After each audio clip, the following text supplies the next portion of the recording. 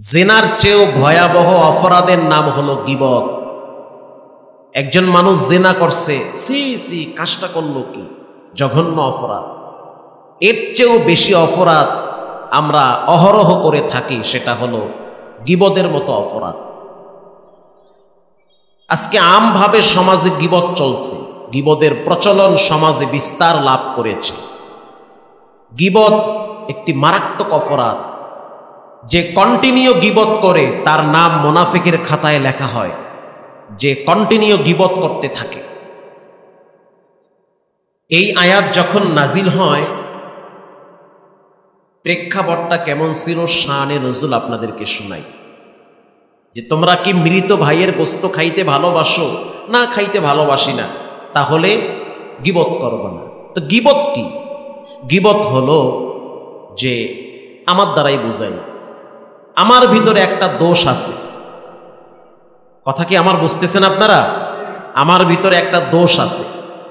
এখন এই কথাটা যদি আমার সামনে বলেন, আমি কষ্ট পাব। তারপরও বইলা ফেলান, অসুবিধা নাই।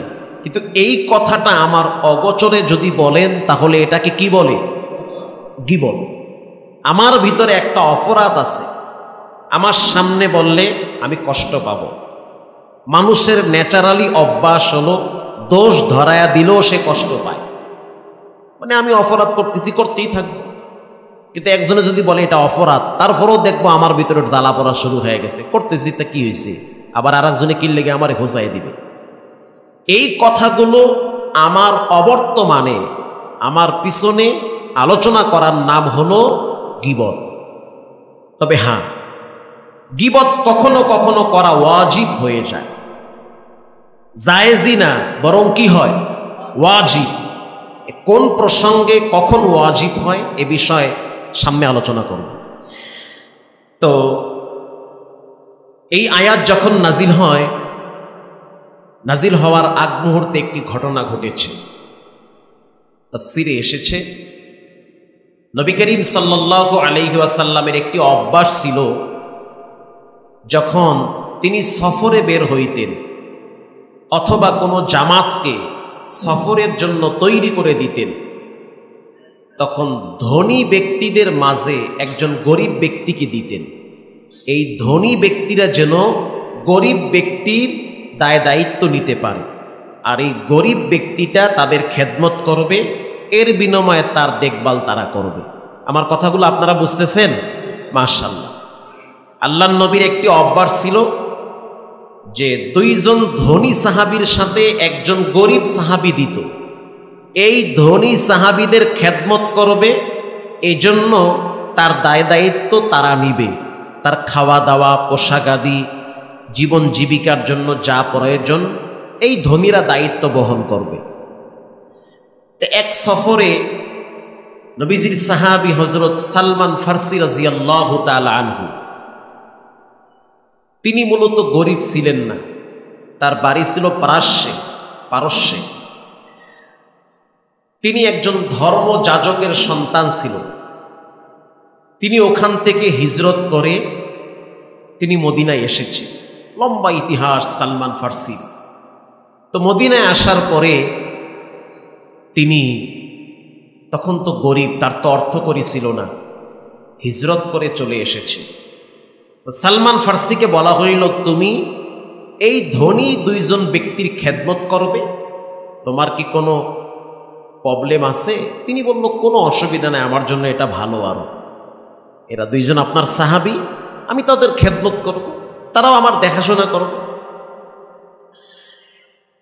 তো সফর শুরু হয়ে গেল, লম্বা পথ পাড়ি দিবে। তো এই সফরে নবীজিও ছিল। আগের সফর তো এমন না যে বাসে গেল, প্রাইভেটে গেল, মোটর সাইকেলে গেল। তখন উটের পিঠে, গাধার পিঠে আস্তে আস্তে যেত, লম্বা টাইম লাগতো, স্ত্রী সন্তান, ব্যবসায়িক সামানা সব নিয়ে আস্তে আস্তে যেত, মাঝখানে যাত্রা বিরতি করত। তো সালমান ফারসি রাদিয়াল্লাহু তাআলা আনহু এবং এই দুইজন ধনী সাহাবী, এই দুইজন এবং সালমান, তিনজন সফরে একসাথে আসে। কিছুদূর যাওয়ার পরে তারা যাত্রা বিরতি করল। সালমান ফার্সি রাদিয়াল্লাহু তাআলা আনহুকে বলল যে তুমি খাবার তৈরি করো, খাবার তৈরি করো, আমরা একটু কাজকাম সেরে এসে খাবার খাবো। সালমান ফার্সি সে খাদেম,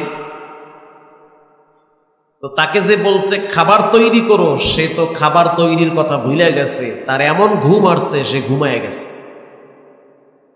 আমার কথা কি বুঝতেছেন? মাশাআল্লাহ, কথা বুঝতে হবে, নাহলে তো আবার ভেজাল লাগবে। সে ঘুমায় গেছে। এখন ওই ধনী দুই সাহাবী এসে দেখলো সে ঘুমাইতেছে, তাকে জাগ্রত করলো, খাবার কই? আমি তো ঘুমায় গেছি, টের পাই নাই। এখন একটু রাগ ওঠার কথা কিনা বলেন? খাবার তৈরি করতে বললাম, আবার তুমি ঘুমায় গেছো। আচ্ছা ঠিক আছে।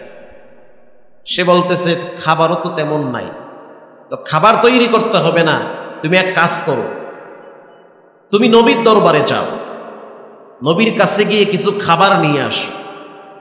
নবীজিও তখন সফরে, হয়তো কেউ সামনে অথবা কেউ পিছনে। কথা কি আমার বুঝতেছেন? আগের যুগের সফর মানে একটা গ্রাম নিয়ে সফর, মানে একটা গ্রাম যাচ্ছে সফরে। সালমান ফার্সি রাদিয়াল্লাহু তাআলা আনহু নবীর কাছে গেলেন, গিয়ে দেখলেন কোনো খাবার নাই। রিটার্ন চলে আসলেন। আয়েশা বলল কোনো খাবার পাই নাই। আচ্ছা ঠিক আছে, তাহলে ওসমানের কাছে যাও। ওসমান রাদিয়াল্লাহু তাআলা আনহুর কাছে গেলেন, সেখানেও কোনো খাবার পেলেন না। যখন সেখানে গেলেন খাবার পেলেন না, তখন এই ব্যক্তি আবার নবীর চলে আসছে এই দুই ব্যক্তির কাছে, দুই ধনী সাহাবীর কাছে। আয়েশা বলতেছে কোনো খাবার তো পাইনি, কোনো খাবার তো পাচ্ছি না। এই দুই ধনী ব্যক্তি বলল তুমি আবার নবীর কাছে যাও, কারণ তুমি তো ভুলা যাও, তোমার একবার কইছি খাবার বানাইতে, তুমি ঘুমায় গেছো, এইবার কই গিয়া ঘুরে আইছো, ঠিক আছে নি, আবার যাও তুমি। সে আবার নবীর কাছে গেছে। রাসূলুল্লাহ বলতেছে আরে যাদের জন্য খাবার নিতে আসছো তারা তো খাইছে, তারা তো গোশত খাইছে। আশ্চর্য হয়ে গেল, কই কি? ওখান থেকে গেল ওসমানের কাছে, সেখানে আবার খাবারের জন্য হাত পাতলো, খাবার পায় নাই, চলে আসছে এখানে। আয়েশা বলতেছে রাসূল বলছে তোমরা নাকি গোশত খাইছো। কয় কি? আমরা নাকি গোশত খাইছি, এটা হইল কিছু? তাহলে এক কাজ করি, মাঝখানে কোনো বেজাল লেগে গেছে, আমরা তিনজনই নবীর কাছে যাই, তার কাছে হাদিয়ার খাবার আসে, বিভিন্ন খাবার দাবার আসতে পারে। আল্লাহর নবীর দরবারে যখন গেলেন, রাসূলুল্লাহ বললেন তোমাদের মুখের দাঁতের ভিতরে তো গোশতের টুকরা লেগে আছে। আল্লাহু আকবার, তোমাদের দাঁতে তো গোশতের টুকরা লেগে আছে। দুই ধনী সাহাবী বলল প্রশ্নই আসে না, এক সপ্তাহ পর্যন্ত গোশত তো আমরা চোখেই দেখি নাই। আল্লাহর রাসূল বললেন তোমরা ওসমানের গোশত খাইছো আর সালমান ফার্সির গোশত খাইছো। ভেজাল লাগছে কি লাগে না? তোমরা ওসমানেরও গোশত খাইছো, এটা বানোয়াট কাহিনী না, এটা হাদিসের কথা। তোমরা ওসমানের গোশত খেয়েছো, সালমান ফার্সিরও গোশত খাইছো। প্রিয় ভাইয়েরা আমার, তারা তখন আশ্চর্যজম্বিত হয়ে গেলেন। আল্লাহর নবী বললেন একটা কাজ করো, থুতু মাটিতে ফালাও। যখন থুতু ফালাইলো, তাকায় দেখলো থুতুর সাথে রক্ত বের হয়ে গেছে। আল্লাহর রাসূল বললেন কোন ভাইয়ের যদি গীবত করা হয়, সে যেন মৃত ভাইয়ের গোশত খায়। সালমান ফার্সি যখন আমার কাছে এসেছে, তখন তোমরা সালমানের সমালোচনা করেছো, গীবত করেছো। যখন ওসমানের কাছ থেকে তোমাদের কাছে আসছে, তখন তোমরা ওসমানকে বলেছো ওসমান বখিল হয়ে গেছে, কিপটা হয়ে গেছে, যার কারণে খাবার দেয় নাই, তো ওসমানেরও গোশত তোমরা খাইছো। এই হাদিস দ্বারা আমরা কি বুঝলাম? কারো গীবত করলে পরিণাম কি ভালো হবে না খারাপ হবে?